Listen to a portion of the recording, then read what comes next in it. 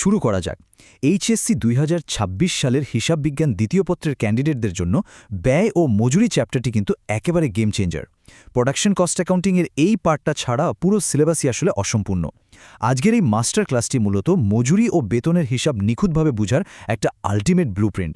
চলো একদম বেসিক থেকে শুরু করে গাণিতিক সমস্যার একদম গভীরে ডাইভ দেওয়া যাক।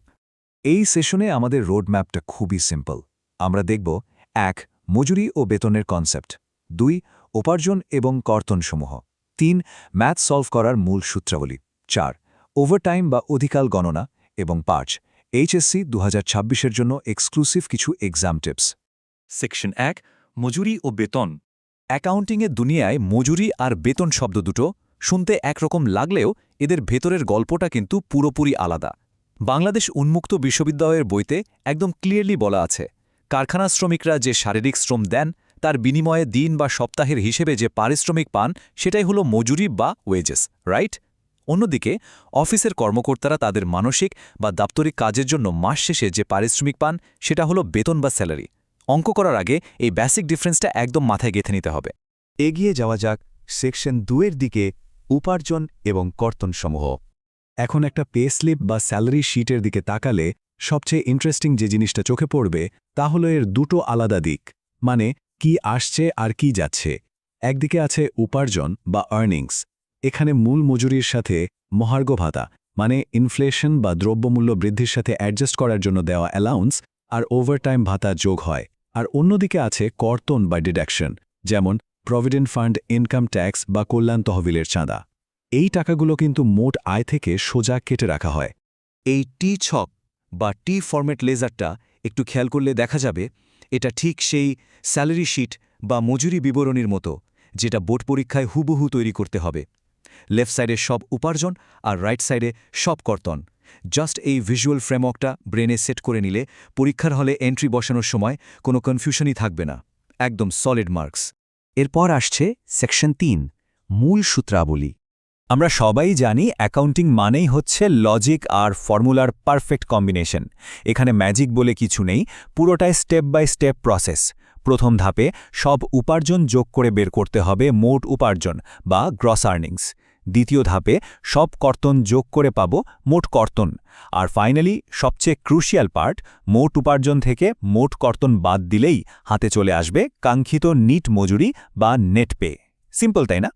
এখন আলোচনা করা যাক সেকশন ৪ নিয়ে, ওভারটাইম বা অধিকাল গণনা। ওভারটাইমের ক্যালকুলেশনটা কিন্তু স্টুডেন্টদের কাছে প্রায় একটু ট্রিকি মনে হয়। কেন? কারণ এখানে সরাসরি বাংলাদেশ শ্রম আইন অ্যাপ্লাই করতে হয়। এই ৪৮ সংখ্যাটা এখানে একটা স্ট্যান্ডার্ড বেস লাইন। শ্রম আইন অনুযায়ী একজন শ্রমিকের সপ্তাহে স্বাভাবিক কর্মঘণ্টা হলো ঠিক ৪৮ ঘণ্টা, মানে দৈনিক ৮ ঘণ্টা। ওভারটাইমের হিসাবে শুরুটা ঠিক এখান থেকেই হয়। আর ঠিক এই জায়গাতেই চলে আসে আরেকটা ম্যাজিক্যাল নাম্বার ২। কেউ যদি দিনে ৮ ঘণ্টা বা সপ্তাহে ৪৮ ঘণ্টার বেশি কাজ করে তখন সে প্রিমিয়াম জোনে ঢুকে যায়। আইন বলছে এই এক্সট্রা কাজের জন্য স্বাভাবিক ঘণ্টার হারের ঠিক দ্বিগুণ, মানে ২ গুণ হারে মজুরি দিতে হবে। এই দ্বিগুণ করার রুলটাই হলো ওভারটাইম ক্যালকুলেশনের মাস্টার কি। সো ওভারটাইমের ফর্মুলাটা আসলে কিভাবে কাজ করে? বাংলাদেশে সাধারণত গ্রস স্যালারির ওপর ভিত্তি করেই এই হিসাবটা হয়। ফার্স্টে মূল বেতনের সাথে অন্যান্য ভাতা যোগ করে গ্রস স্যালারি বের করে নিতে হবে। দেন সেটাকে স্বাভাবিক কর্মঘণ্টা দিয়ে ভাগ করলে পাওয়া যাবে প্রতি ঘন্টার রেট। এবার সেই রেটকে ২ দিয়ে গুণ করলেই ওভারটাইম রেট চলে আসবে। আর লাস্টলি মোট কত ঘন্টা ওভারটাইম করা হলো সেটা দিয়ে গুণ করে দিলেই একদম পারফেক্ট ওভারটাইম অ্যালাউন্স বের হয়ে যাবে। ব্যাপারটা কিন্তু একদম পানির মতো সোজা। ফাইনালি চলে আসলাম সেকশন ৫-এ, এইচএসসি ২০২৬ পরীক্ষার এক্সক্লুসিভ টিপস। বোর্ড এক্সামে ভালো করতে হলে শুধু জানলেই হবে না, এক্সাম ট্র্যাপগুলো চিনতে হবে।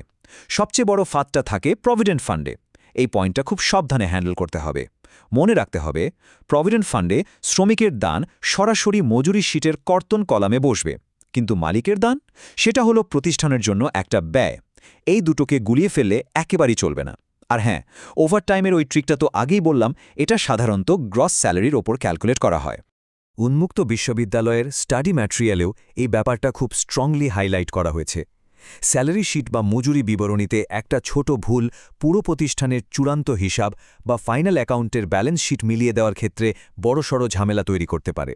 তাই এই চ্যাপ্টারের প্রতিটা ডেটা এন্ট্রির সময় এক্সট্রিম লেভেলের ফোকাস ধরে রাখাটা মাস্ট। তাহলে এইচএসসি 2026-এর অ্যাকাউন্টিং এক্সামে এই চ্যাপ্টার থেকে একদম ঝাঁকা ফুল মার্কস তুলে নিতে আমরা পুরোপুরি প্রস্তুত তো? এখন রুলস, ফর্মুলা আর ট্র্যাপ সবকিছুই একদম ক্লিয়ার। এই স্ট্র্যাটেজিগুলো অ্যাপ্লাই করলে মজুরি আর বেতনের যে কোনো ম্যাথ সলভ করা জাস্ট সময়ের ব্যাপার। দেখা হবে পরবর্তী কোনো ইন ডেপথ অ্যানালিসিস নিয়ে। ততক্ষণ পর্যন্ত এই কনসেপ্টগুলো প্র্যাকটিস চলতে থাকুক।